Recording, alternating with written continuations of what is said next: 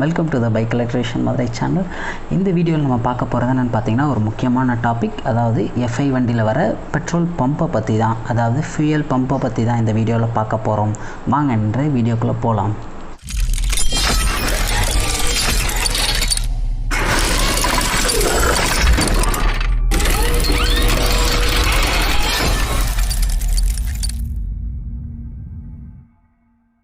வரைக்கும் நம்ம சேனலை சப்ஸ்கிரைப் பண்ணாதவங்க இருந்தீங்கன்னா யூடியூப்பில் உள்ள சர்ச் டேப்பில் பைக் எலக்ட்ரிஷியன் டைப் பண்ணிங்கன்னா நம்மளோட channel bike electrician Madurai channel display ஆகும்.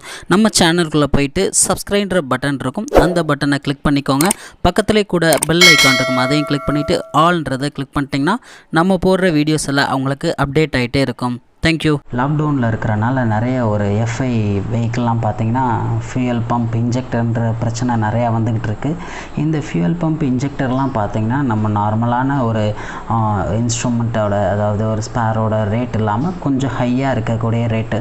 இதில் என்ன பண்ணுறதுன்னு பார்த்திங்கன்னா இன்றைக்கி வர மோஸ்ட்லி இப்போ இந்த வீடியோ எதுக்கு நான் போடுறேன்னு பார்த்தீங்கன்னா, இன்றைக்கி வர எல்லா வெஹிக்கிளும் பார்த்திங்கன்னா மோஸ்ட்லி எஃப்ஐ தான், எல்லாமே BS6 எஃப்ஐ வெஹிக்கிள் ஆகி போச்சு.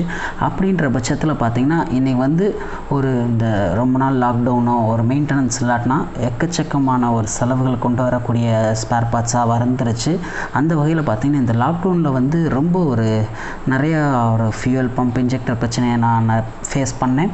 அதுக்காண்டி தான் இந்த வீடியோ போடலான்னு வந்தேன். ஏன்னு பார்த்திங்கன்னா ஒரு புல்லட்டு, நிறைய புல்லட் பார்த்தேன், அது வந்து 500cc ஓல்டு தான்.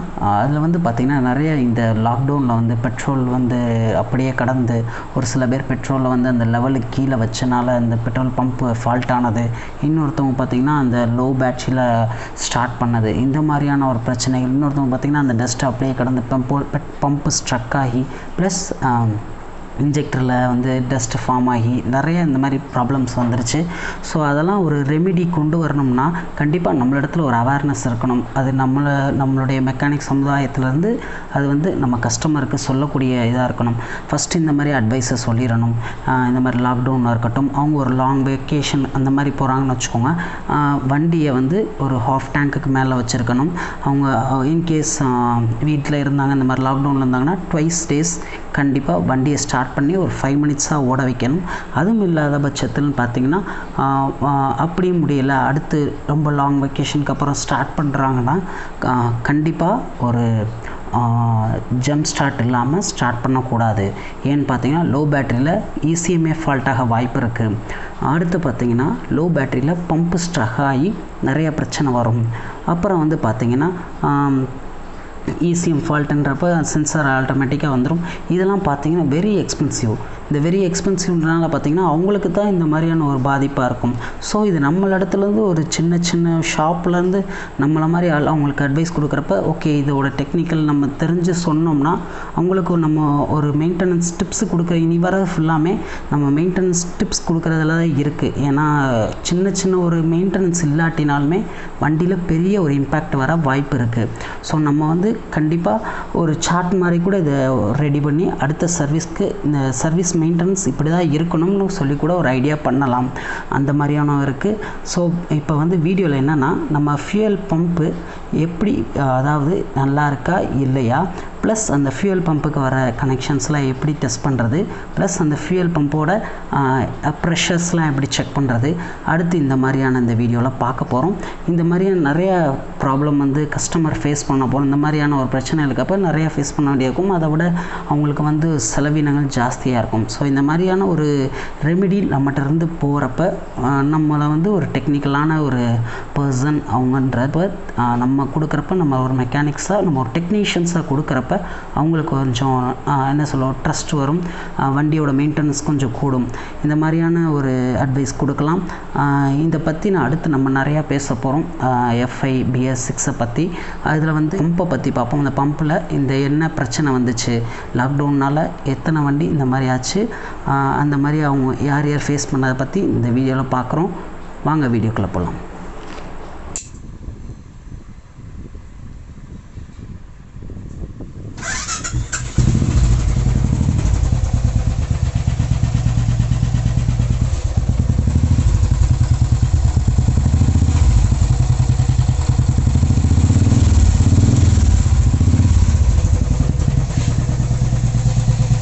இந்த வெஹிக்கிள் வந்து பார்த்திங்கன்னா ராயல் என்ஃபீல்டில் வர 500cc உள்ள இன்ஜின். இந்த இன்ஜினில் வந்து பார்த்திங்கன்னா நம்ம வந்து எஃப்ஐ சிஸ்டம். இந்த எஃப்ஐ சிஸ்டத்தில் வந்து பார்த்திங்கன்னா நம்மகிட்ட வந்து இப்போ வந்து கம்ப்ளைண்ட் வந்து என்னன்னு வண்டி கரண்ட்லாம் வருது, பட் வந்து வண்டி ஸ்டார்ட் ஆகலை. எம்எல் கோடில் பார்த்தோம்னா மெல் கோடு எல்லாமே ஒர்க் ஆகுது, பட் வந்து வண்டி ஸ்டார்ட் ஆகலைன்னு தான் வந்தாங்க. இப்போ வந்து பார்த்தோம்னா இதில் வந்து பம்ப்பு தான் பிரச்சனை. அதாவது கோடு எல்லாமே காமிச்சிச்சு, பட் பம்ப் வந்து நமக்கு வந்து ஒர்க் ஆகாமல் இருந்துச்சு. இந்த பம்ப் ஒர்க் ஆகிறப்ப பார்த்தீங்கன்னா மேலே மில்க் கோட்லாம் ஒர்க் ஆகும், கரெக்டாக டைமிங்க்கு வந்து ஆன் ஆகி ஆஃப் ஆகும். பட் டேங்க்கில் ஓடுதா இல்லையான்றது நம்ம வந்து ஒரு வைப்ரேஷன் கையை வச்சு தான் உணர முடியணும். அந்த வகையில் வந்து பார்த்திங்கன்னா இந்த வண்டி வந்து கம்ப்ளைண்ட்டை எப்படி என்ன வெஹிக்கிளெல்லாம் பார்த்திங்கன்னா இக்னிஷன் சுவிட்ச் ஆன் பண்ணிவிட்டு கில் சுவிட்ச் ஆன் பண்ணுறப்ப நமக்கு அந்த மில்க் கோடில் வந்து கரெக்டாக பம்ப்பு ஒர்க் ஆகிற அந்த சிம்பிள் வந்து ரிலே ஆன் ஆகி ஆஃப் ஆகும். இது வந்து ரிலேலேருந்து டைரெக்டாக அந்த மில்க் கோடு கனெக்ஷன் போகும், பட் ஃபியூல் பம்புக்கு அங்கே தனியாக அந்த ரிலேலேருந்து லூப் ஆகி வரும். அதுக்கப்புறம் பார்த்திங்கன்னா பேட்டரியெலாம் கரெக்டாக இருக்கான்னு செக் பண்ணிக்கணும். பேட்டரியில் 12 வோல்ட்டுக்கு மேலே இருக்கணும். அதுக்கப்புறம் 12 வோல்ட் இருந்தோடனே நம்ம ஃபியூல் பம்போட கப்ளருக்கு வரணும். ஏன்னா கப்ளரில் ஏதாவது ஒரு மிஸ்டேக் இருந்தாலும் பம்ப் ஒர்க் ஆகாது. அதனால் கப்ளரை நம்ம டெஸ்ட் பண்ணிக்கணும். இதுதான் கப்ளரை டெஸ்ட் பண்ணுற மெத்தட். அதில் ஆரஞ்சு வேரில் வந்து நம்ம மல்டிமீட்டர் வந்து ப்ளஸ்ஸையும் பிளாக்கை வந்து எர்த்துலையும் வச்சுட்டு நம்ம மல்டிமீட்டரை ஓல்ட் டிசியில் வச்சுக்கணும். ஓல்ட் டிசியில் வச்சோம்னா இப்போ நம்ம கீ ஆன் பண்ணுறப்ப எப்பயும் போல் அந்த மில்க் கோட் வந்து எரிஞ்சு ஆஃப் ஆகும். அந்த டயத்தில் சேமாக பார்த்தீங்கன்னா இங்கே 12 வோல்ட்டுக்கு மேலே அந்த பின்னில் வரணும். ஆரஞ்சு அண்டு பிளாக் இருக்கும். ஆரஞ்சில் வந்து ஓல்ட் டிசியோட ரெட் கலரும், நம்ம பிளாக்கில் வந்து எர்த்தையும் வச்சிட்டோம்னா அட் டயத்தில் இந்த ரெண்டுமே ஒர்க் ஆகும். நீங்கள் பார்த்தீங்கன்னா தெரியும் சேம் டைமில் பம்ப் அந்த மில்க் கோடையும் பம்புக்கு ஒரு லைனும் வரும். இது உங்களுக்கு பார்த்தீங்கன்னா தெரிஞ்சிருக்கும். 12 வோல்ட் வந்து சேம் டயத்தில் பம்புக்கு சேம் டயத்தில் பார்த்தீங்கன்னா மில்க் கோடுக்கும் பம்புக்கும் வரும். இதுதான் ஒரு டெஸ்டிங் மெத்தட். ஏன்னா வயரிங் ப்ராப்ளமாக இருந்துச்சுனாலுமே இந்த நம்ம பம்ப் ஒர்க் ஆகாது. இப்போ நமக்கு தெரிஞ்சிச்சு பம்ப்பு தான் கோளாறுன்ட்டு. ஸோ பம்பை வெளியில் எடுத்துகிட்டு நீங்கள் வந்து அடுத்து வந்து எப்படி இந்த டயக்னோஸ் பண்ணுறது, வெளில செக் பண்ணுறதுன்றதை பார்க்கணும். இந்த பம்ப்பு தான் உள்ளக்கறதை நம்ம ரிமூவ் பண்ணியாச்சு. இந்த பம்புக்குள்ளே உள்ள இந்த ஸ்டீல் தெரியுதுங்களா, இதுதான் வந்து பம்ப் உள்ளே உள்ள பம்ப்பு. இதை டிஸ்மேண்டில் பண்ணிட்டு உள்ளே உள்ள பம்பை வந்து எப்படி நம்ம ப்ரெஷர் காஜை வச்சு செக் பண்ணுறது, அதில் எப்படி இந்த பம்ப்பு எல்லாமே வெளியில் எடுத்தோம்னா பம்பு ஓட தான் செய்யும். இப்போ வந்து பார்த்திங்கன்னா உள்ளுக்க இருக்கிறப்ப பம்பு வந்து அந்த லோடுக்கு வந்து ஓடாமல் இருக்கலாம், ஏன்னா பம்பு ஸ்ட்ரக் ஆகும். பட் வெளியில் வந்து பம்பை எடுத்துட்டோம்னா நம்ம பேட்டரியில் வச்சு பார்த்திங்கன்னா இது கண்டிப்பாக ஓடும். ஏன்னா லோடு இல்லாதப்ப இந்த பம்பு வந்து ஃப்ரீ டயத்தில் சுத்த தான் தெரியும். பட் வந்து டேங்க்குள்ளே லோடு ஒரு 3-4 லிட்டர் பெட்ரோலுக்குள்ளே வைக்கிறப்ப கண்டிப்பாக இந்த பம்ப் வந்து ஓடாது. ஏன்னா அதோட ப்ரெஷர் குறைஞ்சிருச்சுன்னா அந்த லிட்டரில் இருக்கிறப்ப உள்ளக்க அதால் ஒரு பம்பை வந்து உள்ளே வந்து ஒரு எஜெக்ட் பண்ண முடியாது. ஸோ இதுதான் ப்ராப்ளம். இதை வந்து அடுத்து நம்ம எந்த மெத்தடில் ப்ரெஷரை செக் பண்ணலான்ட்டு இப்போ நம்ம பார்க்கலாம்.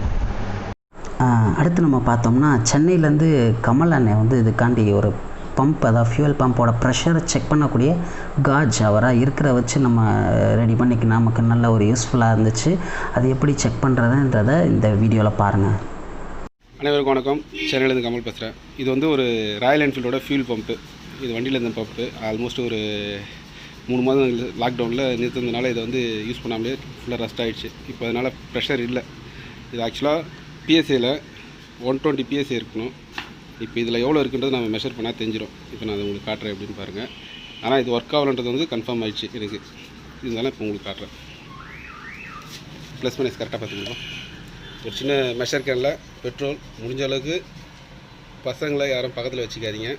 அதே நேரத்தில் எதுவும் ஃபயர் ஆகிற பொருள் இருந்தாலும் கொஞ்சம் ஓரம் வச்சுருங்க. கரண்ட்டோ இல்லை வேறு எதுனா இருந்தாலும் இது ஷார்ட் ஆகும்போது கூட கொஞ்சம் ப்ராப்ளம் வரும். அதை கொஞ்சம் உஷாராக இருங்க. சேஃப்டி ஃபஸ்ட்டு நம்மளுக்கு. கரெக்டாக 30 இருக்குது. 30 பிஎஸ்ன்றது வந்து ரொம்ப கம்மியான ப்ரெஷரு.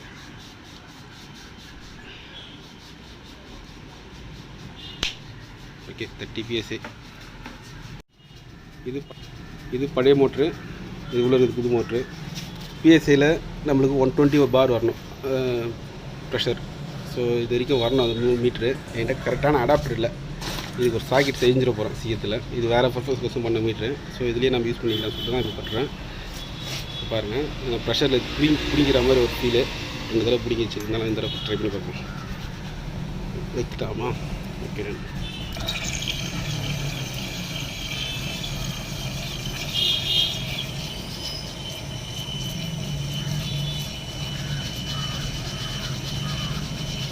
இங்கே லீக்கேஜ் இருக்கிறதுனால அந்த 120 வரல.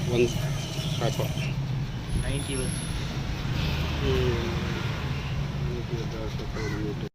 கண்டிப்பாக இந்த வீடியோ உங்களுக்கு பிடிச்சிருக்குன்னு நினைக்கிறேன்.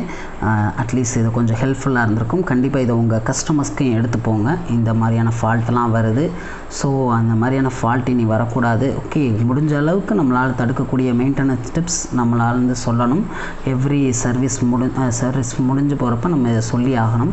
இந்த மாதிரியான ஒரு டிப்ஸ் கொடுங்க. இந்த மாதிரியான ஃபால்ட்டெல்லாம் வருது, இந்த மாதிரி நீங்கள் மெயின்டைன் பண்ணணும் அப்படின்ற ஒரு டிப்ஸ் சொல்லுங்கள். கண்டிப்பாக இது எல்லாருக்கும் யூஸ்ஃபுல்லாக இருக்கும். தேங்க்யூ. நம்ம பைக் எலக்ட்ரிஷியன் மதுரை சேனலை சப்ஸ்கிரைப் பண்ணுங்கள், லைக் பண்ணுங்கள், ஷேர் பண்ணுங்கள். தேங்க்யூ.